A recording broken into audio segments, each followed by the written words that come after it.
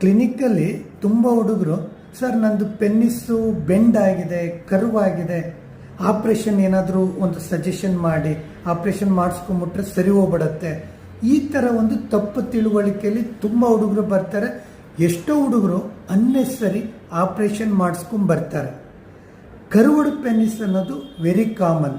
ಈಗ ಒಂದು 10 ಜನದಲ್ಲಿ 6ರಿಂದ 7 ಜನಕ್ಕೆ ರೈಟ್ ಸೈಡ್ ಇರ್ಬೋದು, ಅಥವಾ ಲೆಫ್ಟ್ ಸೈಡ್ ಇರ್ಬೋದು, ಅಥವಾ ಡೌನ್ ಇರ್ಬೋದು, ಅಥವಾ ಅಪ್ ಇರ್ಬೋದು, ಕಾಮನ್ ಆಗಿರುತ್ತೆ. ಆಪ್ರೇಷನ್ ಮಾಡಿಸ್ಕೋಬೇಕಾದ್ರೆ ಮಿನಿಮಮ್ 30 to 60 ಡಿಗ್ರಿ ಬೆಂಡ್ ಆಗಿತ್ತು ಆ ಟೈಮಲ್ಲಿ, ಅಥವಾ ತುಂಬಾ ಪೇಯ್ನ್ ಇತ್ತು ಆ ಟೈಮಲ್ಲಿ, ಅಥವಾ ಒಂದು ಇಂಟರ್ಕೋರ್ಸ್ ವೆಜೆನಲ್ ಪೆನಟ್ರೇಷನ್ ಅಂತ ಟ್ರೈ ಮಾಡಿದಾಗ ಆಗದೇ ಇದ್ದಾಗ ಆ ಟೈಮಲ್ಲಿ ನಾವು ಆಪ್ರೇಷನನ್ನು ಒಂದು ಆಪ್ಷನ್ ಆಗಿ ಇಟ್ಕೋಬೋದು. ಮೋಸ್ಟ್ ಆಫ್ ದ ಟೈಮು ಇದಕ್ಕೆ ಆಪ್ರೇಷನ್ ಅಗತ್ಯ ಇರಲ್ಲ.